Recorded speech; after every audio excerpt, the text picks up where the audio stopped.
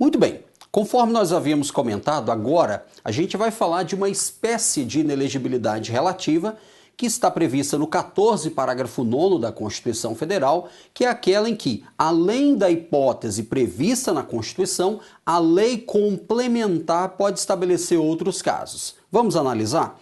Olha só, o parágrafo 9º começa dizendo assim, ó, lei complementar. E aí, fica atento, a banca examinadora adora colocar lei ordinária, lei específica e várias outras nomenclaturas. Então, peraí. A Constituição Federal nós vimos, e nela nós temos duas espécies de inelegibilidade, a absoluta e a relativa. A absoluta somente pode ser criada pela própria Constituição Federal. Já a inelegibilidade relativa, nós podemos ter previsão constitucional e previsão na legislação infraconstitucional. Nesse caso, a legislação é a lei complementar. A espécie normativa adequada é a lei complementar. Colocou lei ordinária, lei específica, tá tudo errado. Tudo bem? A lei complementar, aqui vale a pena a gente só fazer o destaque do artigo 69, né? Artigo 69. Por quê? A lei complementar, ela exige uma maioria absoluta, né, para a sua aprovação. Enquanto que a lei ordinária é aprovada por maioria simples ou relativa, a lei complementar é aprovada por maioria absoluta. Detalhe importante, lei complementar estabelecerá, ao destaque, outros casos de inelegibilidade. E aí, fica atento, outros casos de inelegibilidade o quê? Relativa. E aí a banca examinadora vai dizer outros casos de inelegibilidade absoluta. Se fizer isso, você já sabe, está errado. Por quê? Porque a inelegibilidade absoluta somente é tratada na Constituição, somente é estabelecida pela Constituição. Tudo bem? Então, essa lei complementar estabelecerá, falei igual Cebolinha agora, estabelecerá, né, outros casos e os prazos de cessação. Qual é o objetivo desses outros casos de inelegibilidade?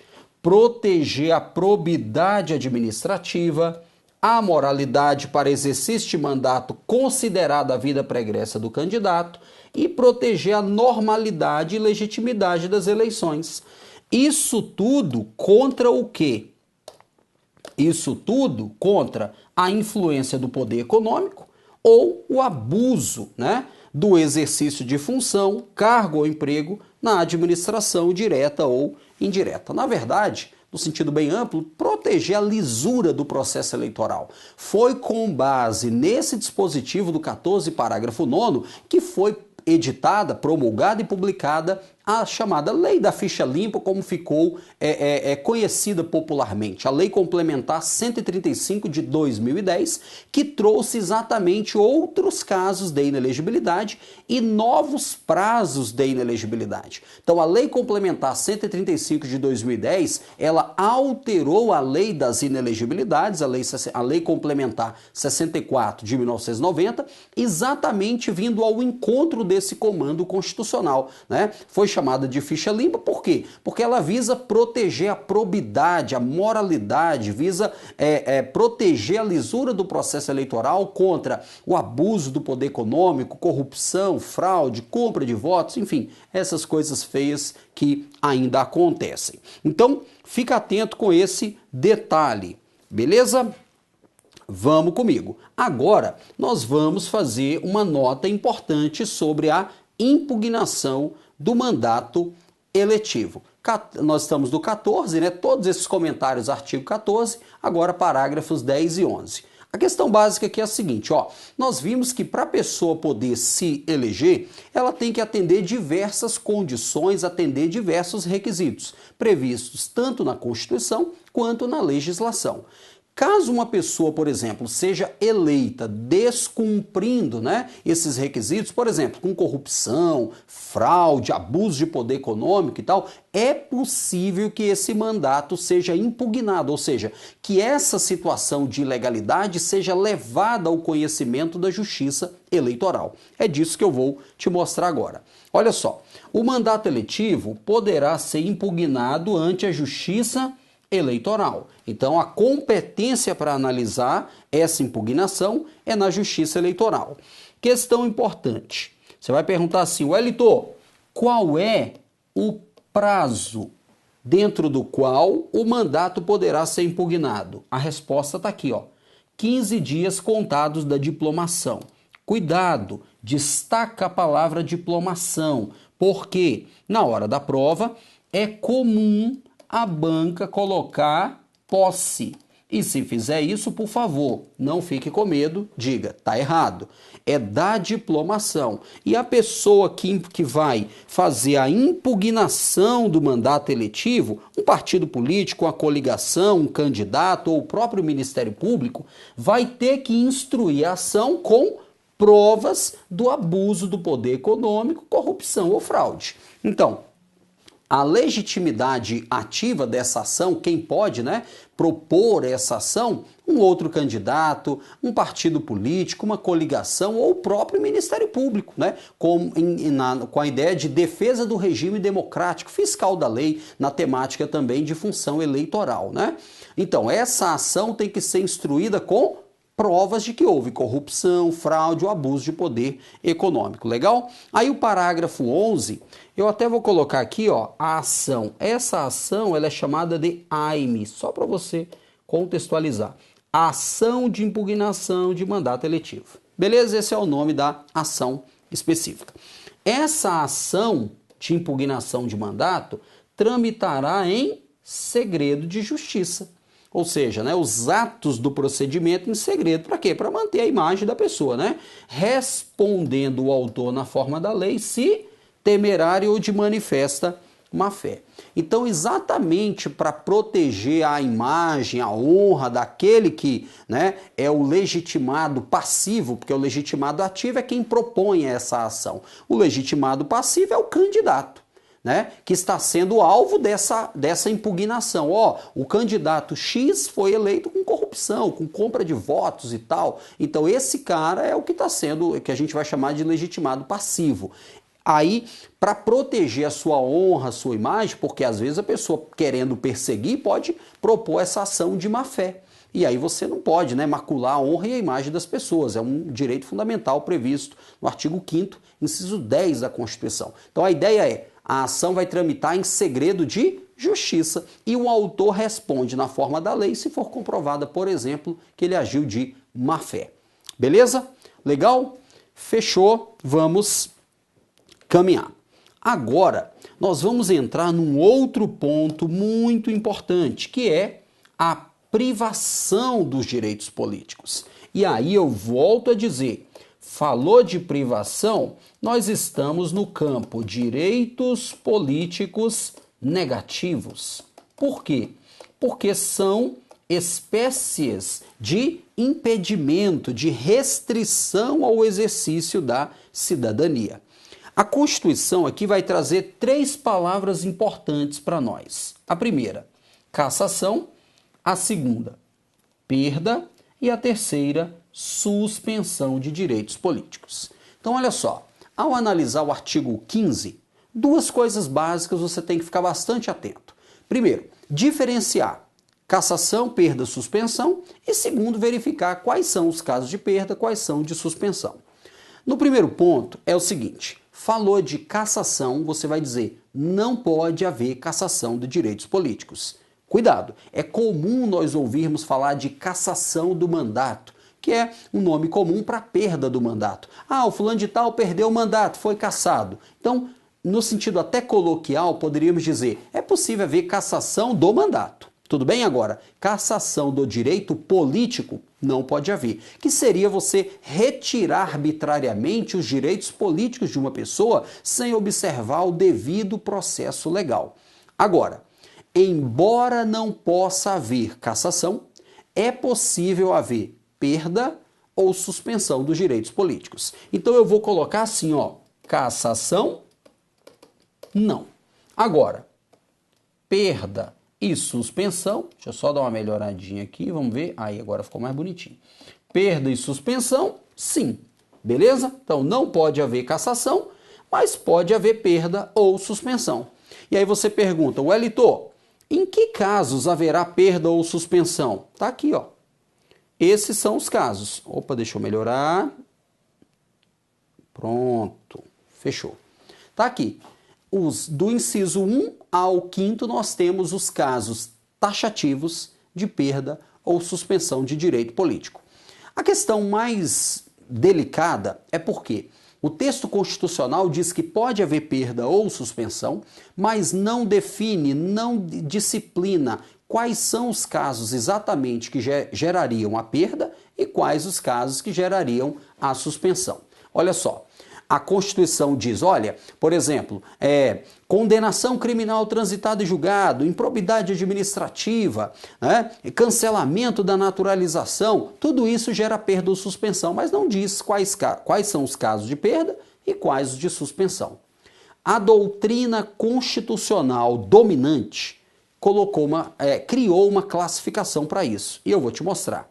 Olha só, a doutrina dominante do direito constitucional, que é a nossa matéria, tem entendido que o inciso 1 é uma hipótese de perda e o inciso 4 também é uma hipótese de perda. Já o inciso 2, o 3 e o 5, todos eles seriam hipóteses de suspensão de direitos políticos. Muito bem. A situação mais traumática é o inciso 4. Vamos dar uma lida em todos pontualmente e aí eu vou fazer um comentário. Não, peraí. Caneta e vermelha. Ó, primeiro caso. Cancelamento de naturalização por sentença transitada em julgado. Aqui, o link é com o artigo 12, parágrafo 4º. Por quê? Se houve cancelamento da naturalização, aquele que era brasileiro naturalizado torna-se o quê? Um estrangeiro. E você viu que estrangeiro não tem direitos políticos, ele é inalistável. Tranquilo, perde o direito político. Legal. O que mais? Incapacidade civil absoluta. Hipótese de suspensão. O Código Civil vai trazer as hipóteses de incapacidade civil absoluta. Beleza. Condenação criminal transitada em julgado enquanto durar os seus efeitos. Então, peraí, ó. Enquanto durar os efeitos, o cara foi condenado criminalmente, transitou em julgado, ele está com seus direitos políticos suspensos. Note que a Constituição Federal não exige aqui que o cara seja preso, por exemplo. Não tem isso. A Constituição só diz assim, ó, se houver condenação criminal transitada em julgado, o cara está com o direito político suspenso enquanto durar os efeitos. Não importa. Veja, a Constituição, ela não fala assim, se o crime é doloso, se o crime é culposo, o tipo de pena, o regime de cumprimento da pena, nada disso, só diz. Condenação criminal transitada em julgado enquanto durar os efeitos, suspensão de direito político. Essa é a posição da doutrina dominante. O que mais? Eu vou pular o 4 e vou deixar por último. Improbidade administrativa na forma do 37, parágrafo 4º. Aqui, ó, quando você pega o artigo 37, parágrafo 4º, ele diz que os atos de improbidade administrativa, esses atos são definidos na Lei 8429, né? 8429 de 92. O parágrafo 4º do 37 vem e diz: os atos de improbidade administrativa importarão a perda da função pública, a suspensão dos direitos políticos, a indisponibilidade dos bens e o ressarcimento ao erário na forma prevista em lei, sem prejuízo da ação penal cabível. Por quê?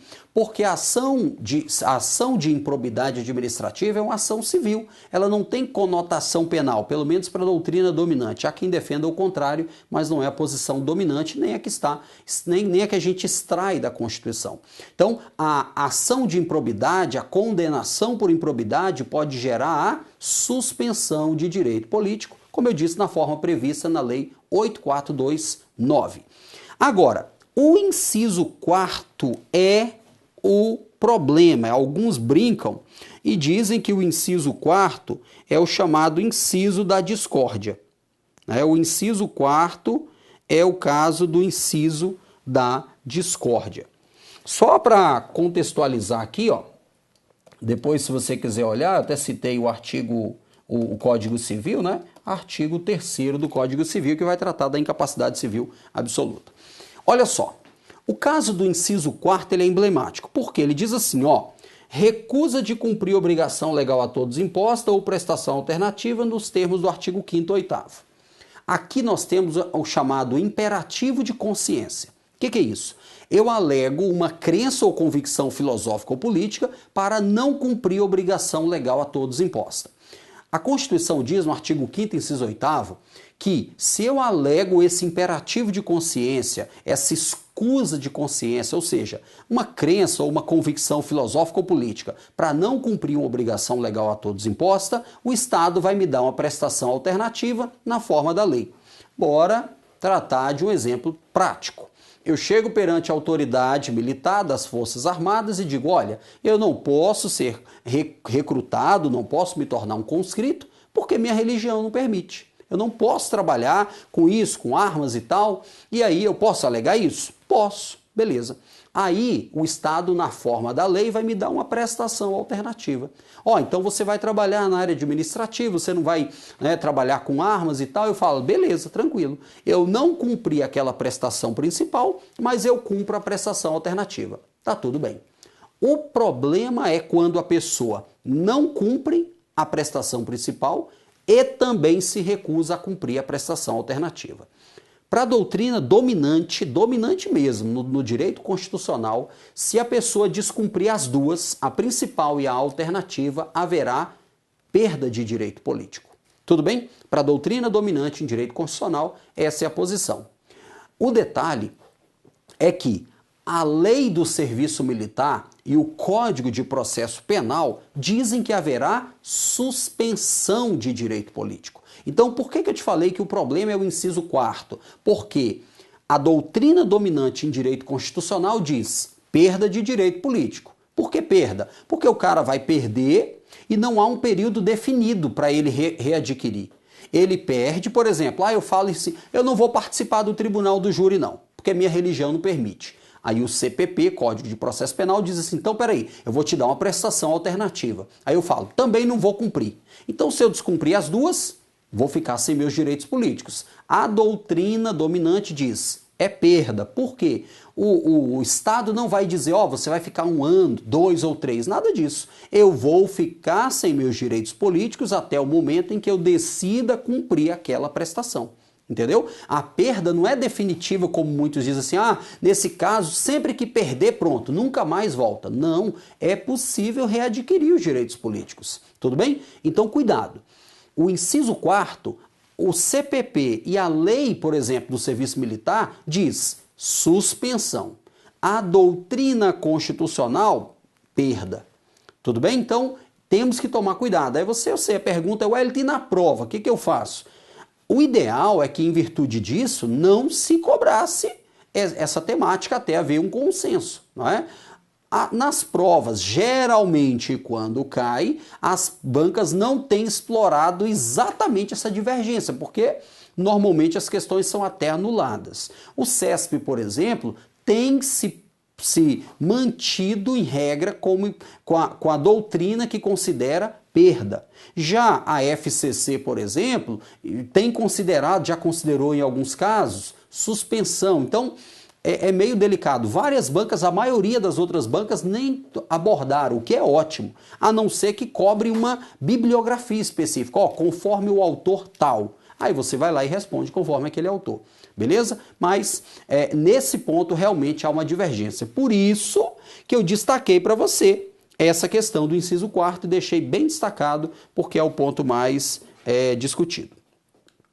Vamos lá.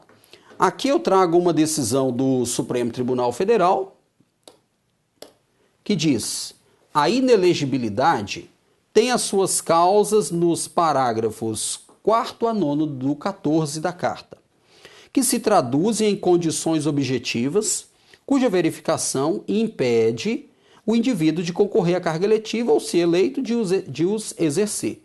E não se confunde com suspensão ou perda de direito político. Olha o que ele está dizendo. Lembra que quando eu fiz aquele...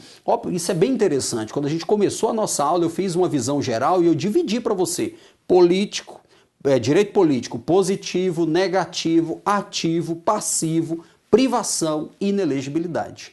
E aqui o Supremo está dizendo exatamente isso.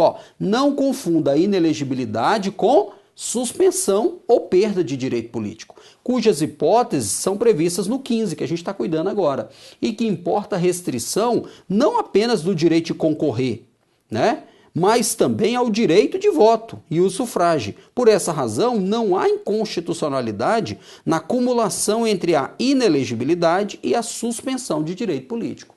Isso aqui é importante, porque o que acontece? Dizer que a pessoa está inelegível não significa dizer que ele está com o direito político suspenso. Tem nada a ver. Por exemplo, a gente viu aqui que o cara, você não pode concorrer para um terceiro mandato de presidente da República consecutivo. Está inelegível. Mas eu digo, está com o direito político suspenso? Nada disso. Agora, a suspensão do direito político impede votar e ser votado. Já a inelegibilidade não é suspensão e impede apenas o cara de ser votado. Tudo bem? Fera, muito boa essa decisão do Supremo. Outro ponto importante. A substituição da pena privativa de liberdade por restritiva de direito, olha só, não impede a suspensão do direito político. No julgamento do RE tal, o ministro Moreira Alves firmou seu entendimento no sentido de que não é o recolhimento do condenado à prisão que justifica a suspensão do seu direito político. Mas o que é? E sim o juízo de reprovabilidade expresso na condenação.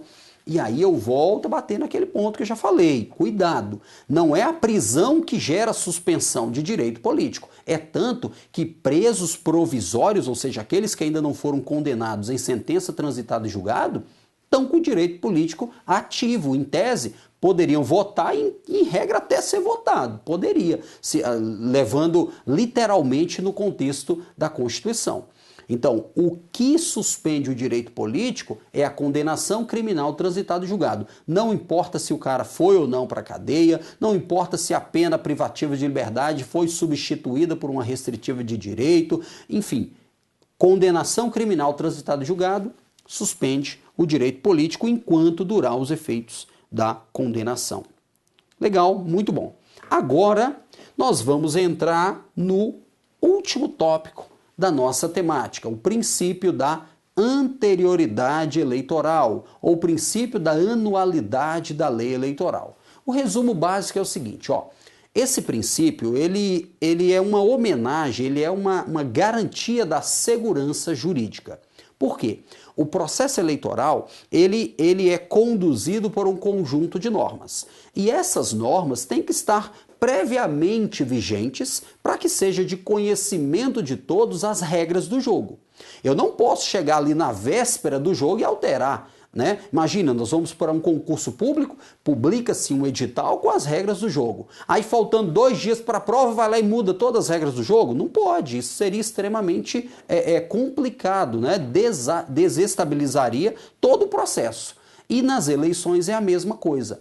Pelo princípio da anterioridade anual ou anualidade da lei eleitoral, a regra básica é a seguinte: o conjunto de normas que regulam a eleição precisam estar vigentes no mínimo 1 ano antes da data das eleições. Essa é a regra básica, o núcleo é esse, segurança jurídica. As regras do jogo precisam estar vigentes há pelo menos 1 ano antes da eleição. Olha o que diz o 16 da Constituição Federal. A lei que alterar o processo eleitoral entrará em vigor na data da sua publicação. Beleza, foi publicado, em tese seria obrigatória, não é isso? Vigor obrigatória. Não se aplicando à eleição que ocorra até um ano da data da sua vigência. Então, peraí, a lei que altera o processo, quando é publicada, regra, está valendo, é obrigatória. Entretanto, ela não vai se aplicar. Esse não se aplicar é o quê? É eficácia. Ela não vai produzir efeitos. Ela não produz efeito na eleição que ocorra até um ano da sua vigência. Então, seria mais ou menos nós pensarmos assim. A lei foi publicada, por exemplo, em julho, né? Um exemplo, em julho de 2010. E nós temos uma eleição em outubro do mesmo ano, de 2010. A lei nasceu aqui. Pergunta: poderia ser aplicada já a essa eleição? Não pode. No mínimo, teria de aguardar um ano aqui. Só a eleição que acontecer daqui para frente é que ela poderia ser aplicada. Então, a eleição que ocorra no período de um ano não sofre a incidência, a eficácia dessa norma. Isso tudo para quê? Como eu disse, para assegurar o princípio da segurança jurídica. E um detalhe, o Supremo entende que esse princípio, né, da segurança jurídica decorrente da anterioridade, esse princípio da anterioridade da lei eleitoral, né, é uma cláusula pétrea do cidadão eleitor. É uma cláusula pétrea, porque o Supremo tem entendido que as cláusulas pétreas não estão somente, né, no artigo 5º, porque há direitos fundamentais fora do artigo 5º pela sua natureza aberta. E o Supremo tem entendido que o artigo 16 é uma cláusula pétrea. Tudo bem? Fica atento com isso. Vamos lá. Aqui eu trago decisão do Supremo que diz, ó, assim, as decisões do TSE que, no curso do pleito eleitoral ou logo após o seu encerramento, impliquem mudança de jurisprudência, que é as chamadas, né, viragens de jurisprudência, e dessa forma repercutam sobre a segurança jurídica, não tem aplicabilidade imediata ao caso concreto e somente terão eficácia sobre outros casos no pleito eleitoral posterior.